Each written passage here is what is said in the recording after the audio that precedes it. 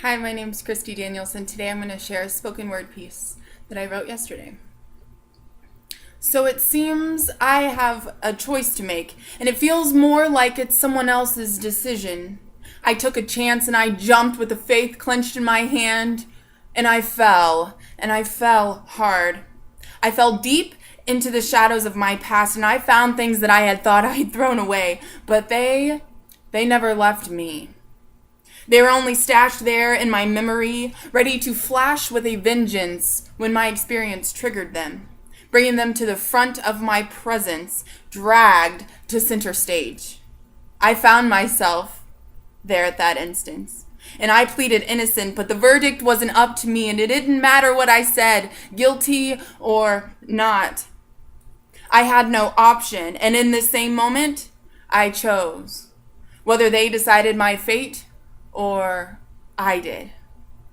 Tired of being blindsided and robbed by somebody else's greediness, I stood for myself when no one else would. And, I'm not even sure if they could have, because I never told anyone and I kept my silence. Because I knew I didn't want to lose that too.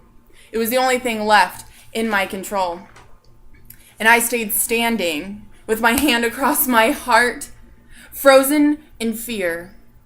What if they don't believe me? I would be out of less luck than I was born with, and I would be categorized and labeled as a misfit and thrown into the crowd with a number across my chest and scars on my heart. And I knew I wasn't ready for that because my mind was clusterfucked enough. And I wasn't sure just how long I could pretend that I was tough.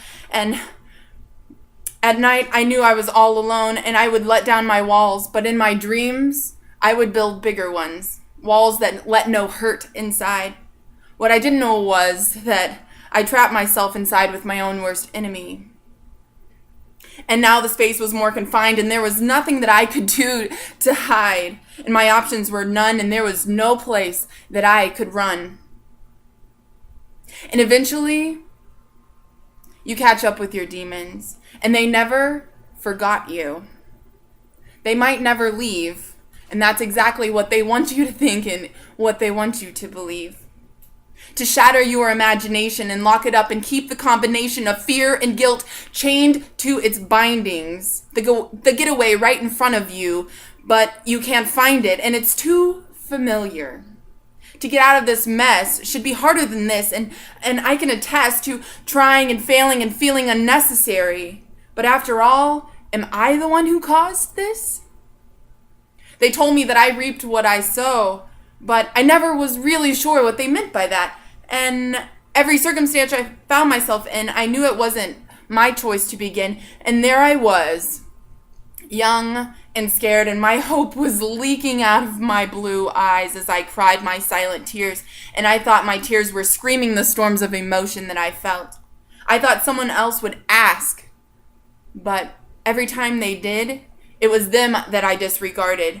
I didn't really want anyone to know, and I wanted somehow to be free and to let go, so I just shook my head and I hung it real low, keeping my secret safe and locked in the depths of my mind. But I knew in time that I would flash back to this instance again and again, and I knew this would happen until I gave in. But how could I?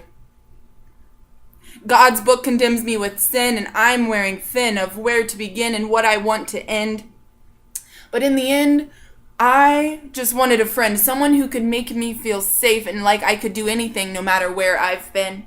Now that I've recognized everything happens for a reason, the reason is only as big as my self-love and worth. And I knew there was some reason I was going through life like this, and I couldn't figure it out because I was looking too close.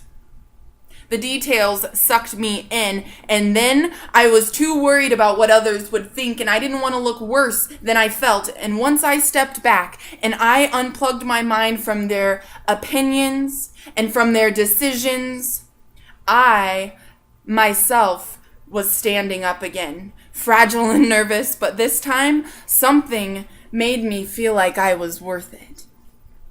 Thank you.